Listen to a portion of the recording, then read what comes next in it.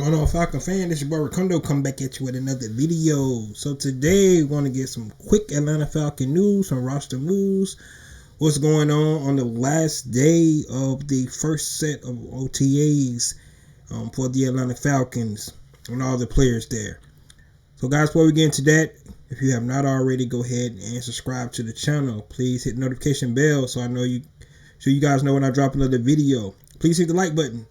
So I know you guys like to hear what I talk about. Then please share my video throughout the YouTube universe so more people can come in and hear me talk about these Atlanta Falcons.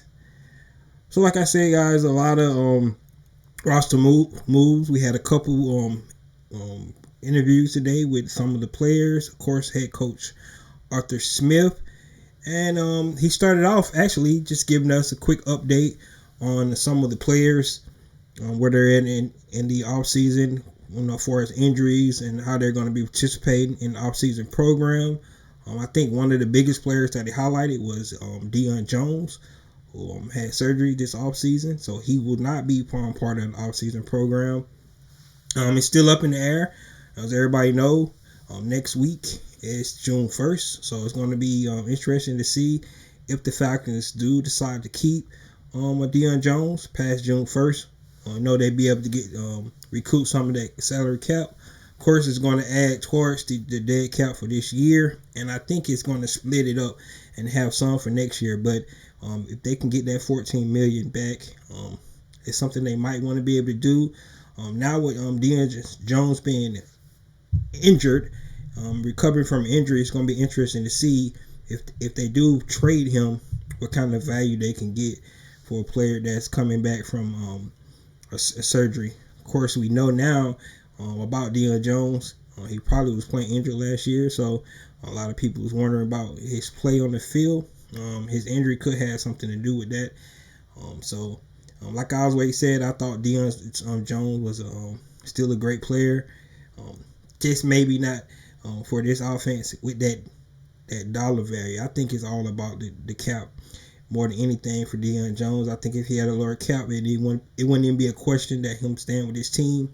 The fact that he has that cap number, like I said, the highest player, as far as the cap for this year, I don't know if Atlanta Falcons want to go into season with that. So we'll just have to see about Dion Jones. A couple other players that he mentioned. He mentioned Vincent Taylor is coming back. Of course, you know he's the free agent we signed, defensive tackle. He's going to be ready to go for training camp. He also mentioned Keith Smith, somebody else that was actually coming back from a procedure that he had done. So those three guys are somebody that they probably won't see out on the field right now. They're going through the rehab, so it should be good for training camp. A couple other players that he mentioned: Taquan Graham, Eric Harris, Auden Tate, Nick Kwiatkowski,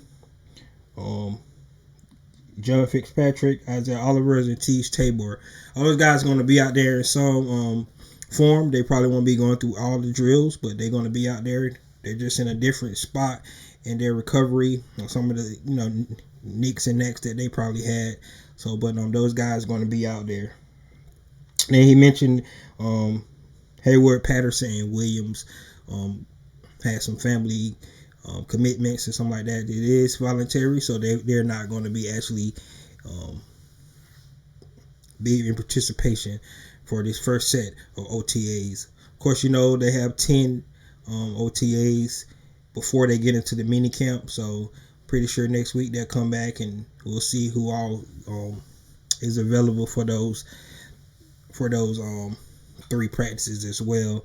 Now, the interesting thing he talked about these OTAs, not going to get a lot. What they're trying to do is get everybody acclimated, get the installs for the defense, the offense, get these guys familiar, try to get them locked in and learn the schemes and everything before they get into training camp, which is going to be important for especially some of these guys, because especially the young guys, a lot of these guys are going to play a big role for this team this year. So definitely got to go ahead doing this OTAs and this mini camp that they're going to have before they get into training camp to try to get much as possible in for these guys when they do get to training camp, they can actually hit the ground running. So that's going to be interesting to see.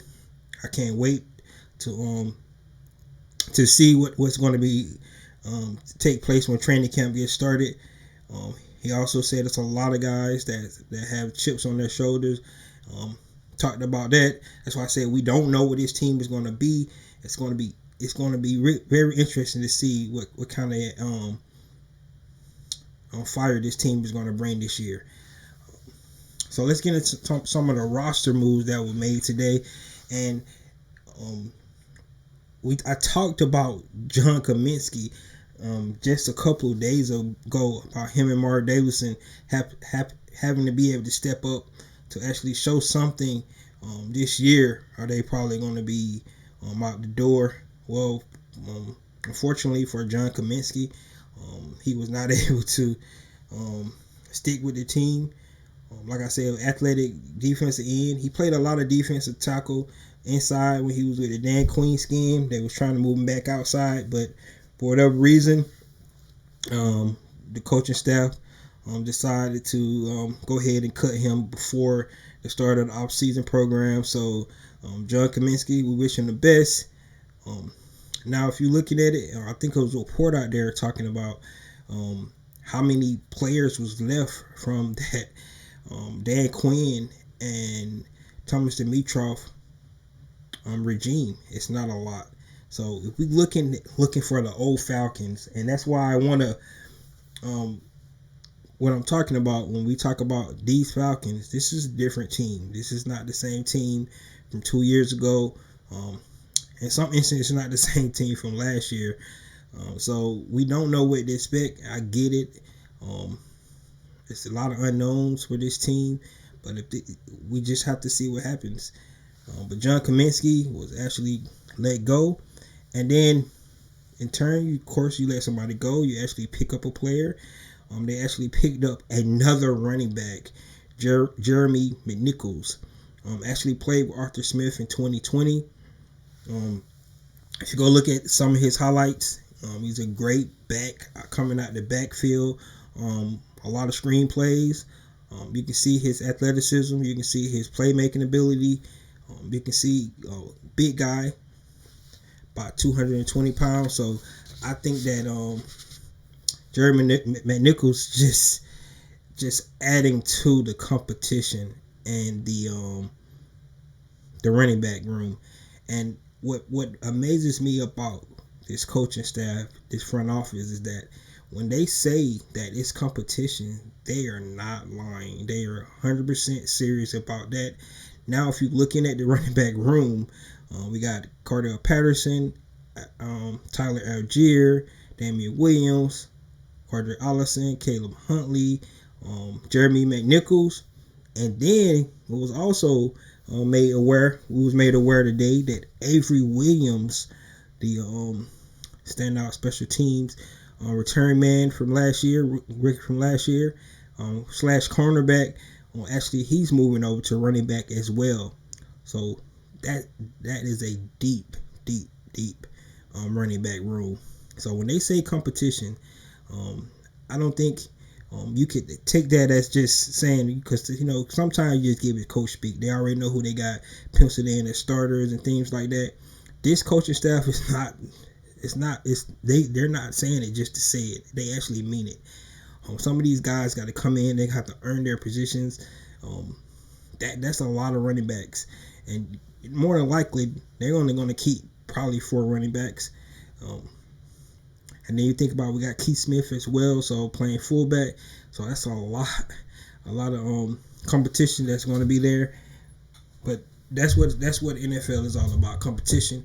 It's good that this franchise, this coaching staff, this front office not showing loyalty to players, and because that's what happens sometimes. You draft guys, this my guy, and you're going to show some loyalty, but these guys got to come in. They got to earn their positions. They got to come in and show what they can do. Of course, some guys going to be safe just because of the name and the abilities they have, like a Cordell Patterson.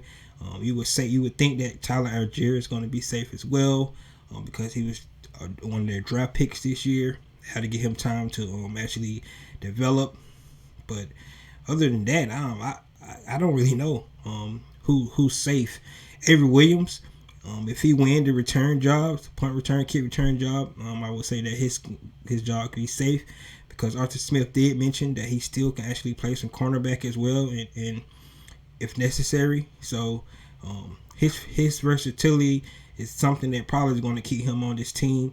But Damian Williams, Cordray Allison, Caleb Huntley, and Jeremy McNichols, all those guys going to be fighting for position. So it's going to really be interesting to see what the Atlanta Falcons decide to do with those guys. So another on the other note, we did get an interview from a couple more guys. They talked to Grady Jarrett, of course. First time he really had to come out and had something to say after he'd been extended. We know that it was a good signing, extension for Grady Jarrett, one of the staples for this Atlanta Falcons team on the defense. They did have a conversation with Dean Pease, and he's saying he think Grady Jarrett retire a Falcon. Of course, he could. We know his lineage with his pops, the Hammer, Jesse Tuggle, his godfather, his mentor, Ray Lewis. So he has a great pedigree to look after to actually be that leader that we need for the Atlanta Falcons on the defense. And he's definitely looking forward to these next 4 seasons in Atlanta. He talked about some of the guys come in. He said he's one of the guys also play with a chip on his shoulder. He's always been like that, getting drafted in the 5th round back in 2015. So we know that Grady has been he's already on his 3rd contract with this team. So that just shows his professionalism, his dedication to keep trying to get better each year.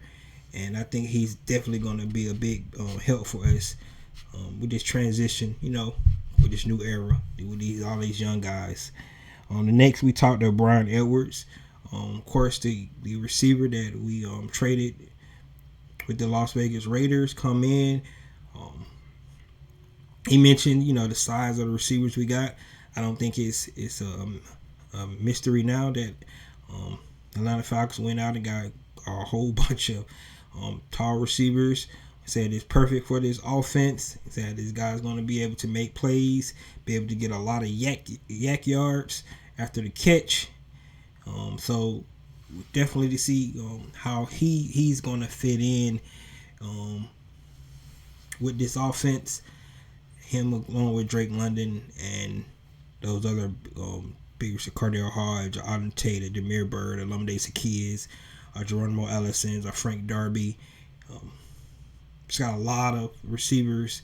Tyshawn James, Barry Hill, Barnhart, Austin Trammell, all these guys. So that's going to be another room that's going to be filled with competition. Like I said, when they say they bring guys in to compete, they're not lying. You can see by the number of players they have picked at each position, just to let you know that it's going to be a competition across the board. Last interview they gave was with the as right now our starting quarterback Marcus Mariota. Said he's he's happy to be here for the opportunity to actually come in and compete and make the quarterback room better. Anything that Desmond Ridder needs, he's going to be able to assist them. They're going to make each other better. But he's trying to come in to be the best Marcus Mariota he can be. And I'm starting to get the feeling that I can see him penciled in as the day 1 starter because of his experience. We know Desmond Ridder may have a lot of potential, but I think the NFL game in itself, that experience that Marcus Mariota is going to be able to have is going to probably help him win out that competition. Still time to still going to see, But I think Desmond Ridder is going to take time for him to get acclimated to, of course, the new offense, the speed of the NFL, and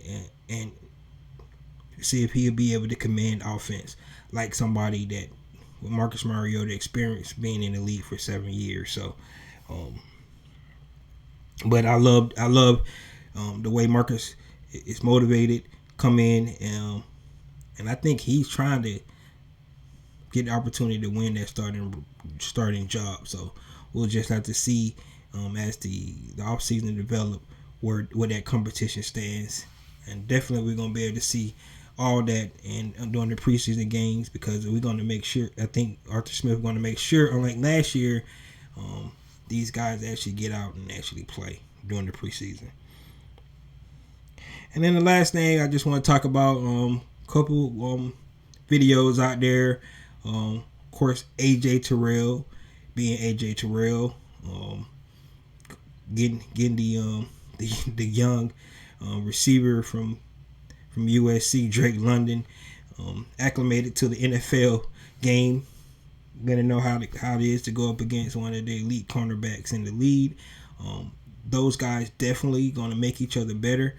Drake London gonna have to see how he can be able to get off a sticky corner like an AJ Tyrell, somebody who's savvy, who's just trajectory is going up and up and up. So whatever he can get from that matchup each day, during the weeks, during the training camp, is going to definitely help Drake London get better. So I love that matchup between those two guys, two young guys. That's going to be the future Atlanta Falcons going head to head. That's a good matchup. But like I said, AJ Tyrell being AJ Tyrell. Then of course, I know you guys seen that video that they put out there yesterday. The connection between Marcus Mariota and Kyle Pitts, and Kyle Pitts being Kyle Pitts.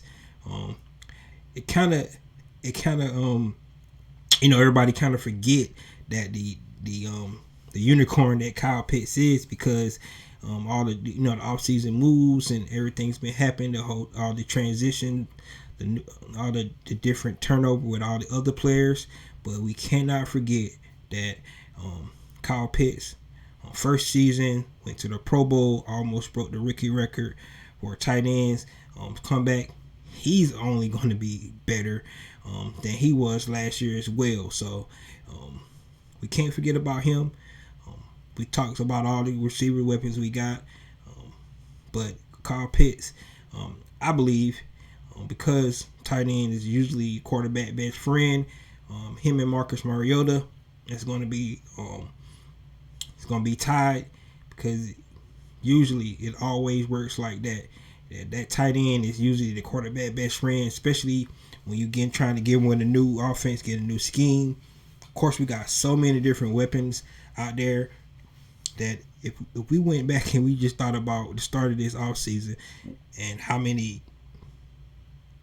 putrid our weapons was on offense, and now how many weapons that we have, and how we can think that Arthur Smith can actually scheme up and find the mismatches and get in good positions every time on offense, every play. So we can find those advantages, we can find those mismatches, and I think every play we can find where somebody can probably beat their man 101. You can just imagine putting a Cordarrelle Patterson and a Tyler Algier on the field at the same time with a Kyle Pitts, a Drake London, and a Bryan Edwards. I can see that. And then the defense have to pick their poison, what they're going to do. Then you implement the read pass option as well. With that, now you got to worry about the quarterback, you got to worry about the running back, you got to worry about the mismatch that Cordarrelle Patterson going to create, the mismatch that Kyle Pitts going to create, which is if they roll coverage towards Kyle Pitts, the 101s that Bryan Edwards and Drake London is going to create, going to be able to get. So I'm just dreaming here. It's going to be exciting to see how this offense is going to unfold. And then from a defensive standpoint, the last thing I'm going to say, Dean Pease did mention in an interview that he had that he probably used about 60% of his defense. His plan is to implement and use the whole defensive playbook this year. So we're going to be able to see a lot of more different things that Dean P is going to do with this defense. And he feel like he got some of the players he can do that now with the young linebacker core we got, with a mix of veterans. That pass rush, I think, got better during the offseason. And last thing I want to say, just remember, this team continued to add, so they might not be done. Like I said, they just saved about $1 million when they released John Kaminsky. They still got money out there to actually bring somebody else in. So they got rid of a defensive player on the line. They could be looking to bring another defensive player in. So just stand by for that. We'll see what happens, but we don't know until we see. So guys, that's all I got. Let me know what y'all think about, like I said at the start, the OTAs, the off season. This the off season, so it's good to get a little bit more Falcon content. But we still got a long way to go to the season start. So that's all I got, guys. This is your boy Ricondo. Come back at you with another video. Peace.